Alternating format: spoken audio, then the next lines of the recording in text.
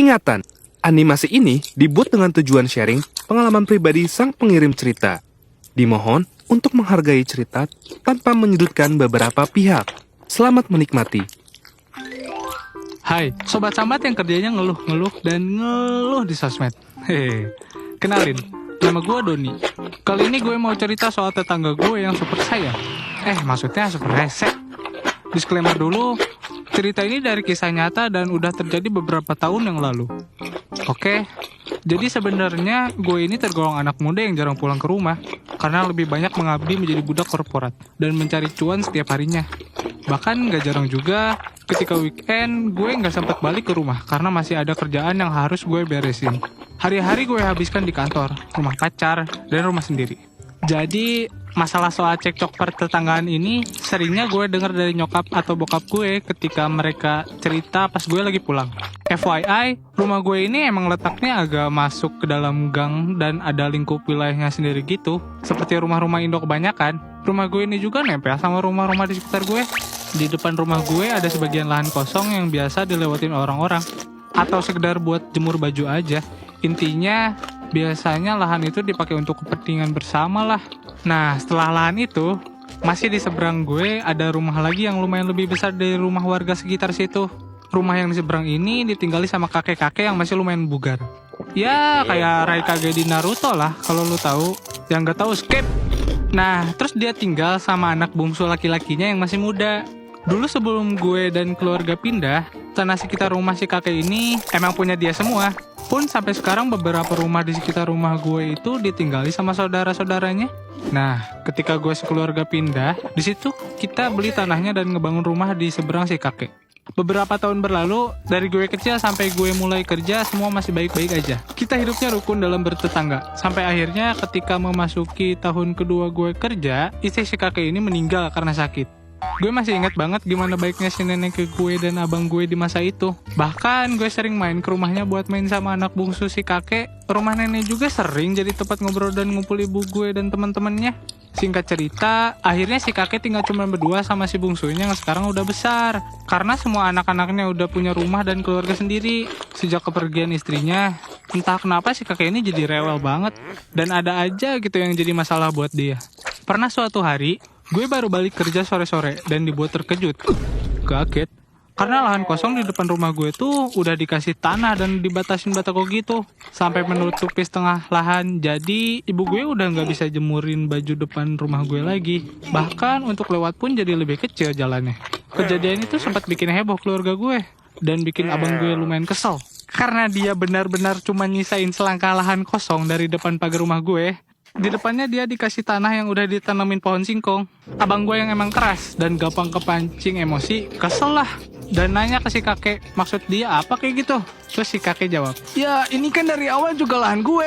Suka-suka gue dong mau diapain. Abang gue gak mau kalah, dia balas lagi. Tapi gak gini juga dong Kong. Kalau kayak gini kan jadi makan jalan warga lain. Merasa bapaknya dalam bahaya, si anak bungsu itu ikutan maju dong. Lagian lu gak punya hak buat makan nih lahan. Tanah lo kan cuma serumah doang. Untungnya bokap gue masih cukup sabar untuk menghadapi cecunguk itu. Dia berusaha melerai dan udah narik abang gue mundur. Udah Cop, gak usah nyari-nyari masalah duluan. Biarin aja dia mau ngapain kek. Ntar saudaranya yang lain malah ikutan. Kita aja yang ribet. Di situ abang gue mundur walaupun masih ngedumel sama si kakek. Ini kakek-kakek ngeselinnya gak ketulungan. Udah tuir, malah kayak bocah. Kocak dah. Abang gue yang awalnya emosi, pelan-pelan mulai tenang. Untung kagak ngereok nih bocah.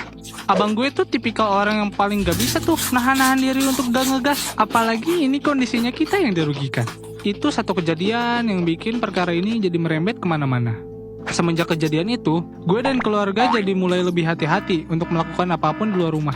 Kita sebisa mungkin gak mulai pertikaian. Bahkan, kalaupun emang dia yang mulai, kita coba untuk ngalah supaya gak makin panjang urusannya.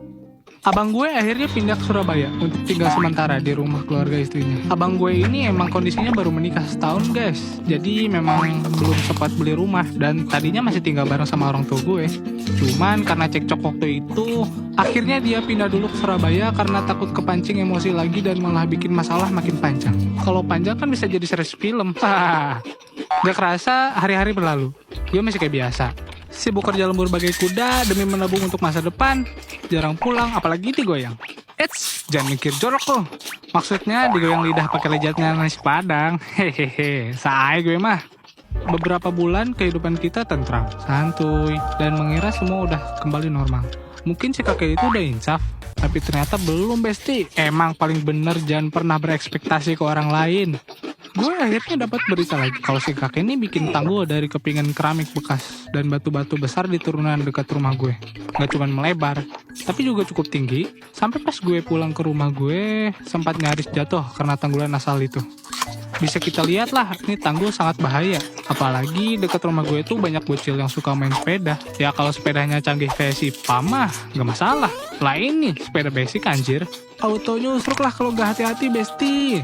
Fungsi nih tanggul kalau ditanya biar apa? Gak tahu setan, gak tahu.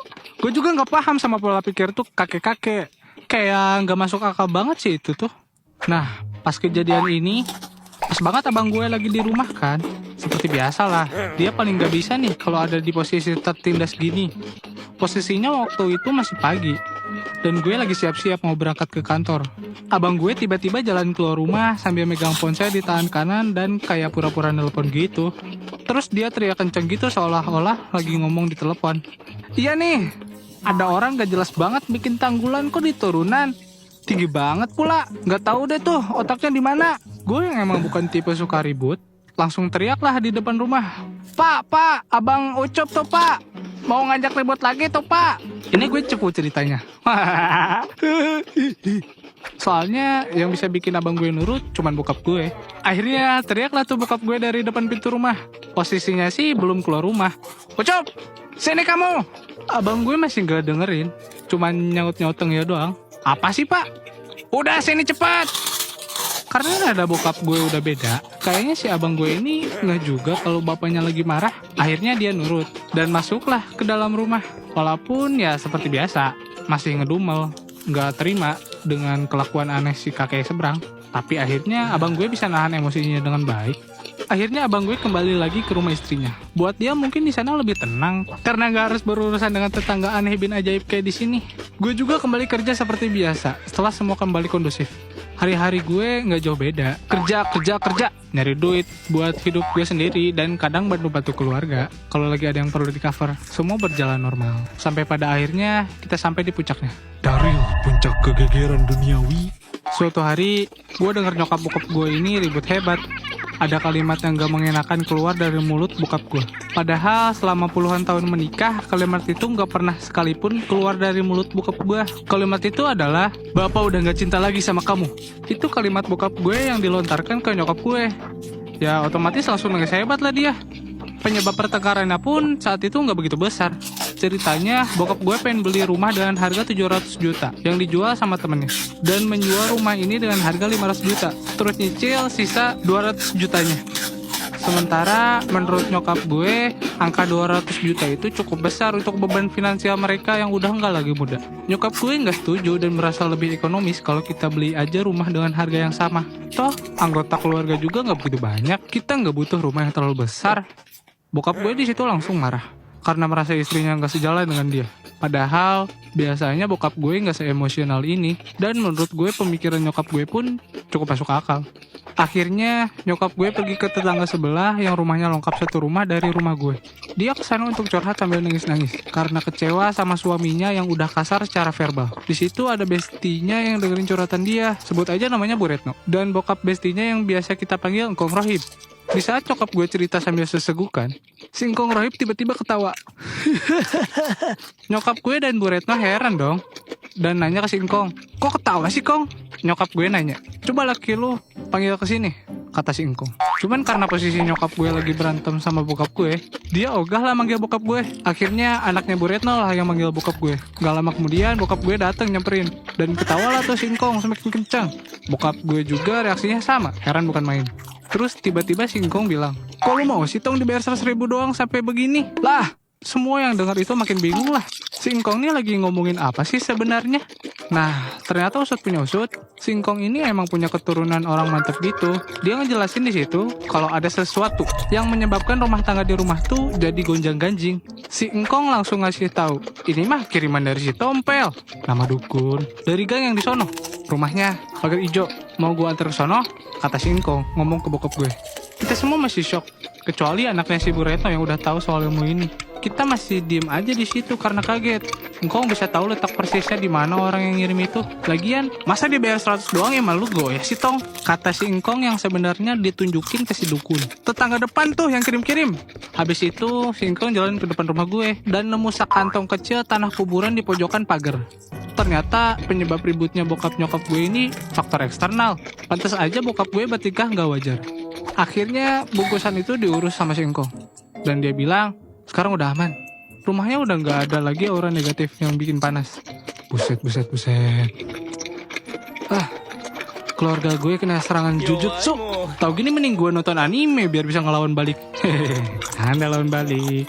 Menurut cerita bokap nyokap gue, emang dari dulu si kakek depan rumah itu nggak suka dengan keluarga gue. Dia pengen banget kita sekeluarga segera pergi dari rumah itu. Katanya dia emang gak suka sama pendatang baru karena mereka cuma menuhin wilayah aja. Padahal dulu juga kan dia yang jual rumah itu. Gue juga gak paham sama jalan pikirnya si kakek. Padahal kita gak pernah tuh ganggu keluarga dia atau bahkan bikin kesal dia. Kita selalu bersikap baik sama dia dan keluarganya. Kemudiannya, kenapa keluarganya diem aja? Ya mungkin mereka juga udah kena toksiknya si kakek. Alhamdulillah, sekarang kita udah pindah rumah ke lingkungan yang lebih sehat. Kita udah nggak perlu lagi tuh ribut sama tetangga yang separah itu. Mungkin kalau salah paham atau kesal dikit mah masih normal aja ya. Namanya hidup bertetangga harus bisa saling toleransi dan mengerti. Jadi segitu aja guys cerita dari gue. Sekian dan goodbye. Jangan lupa subscribe channel Gue Punya Cerita. Bye-bye.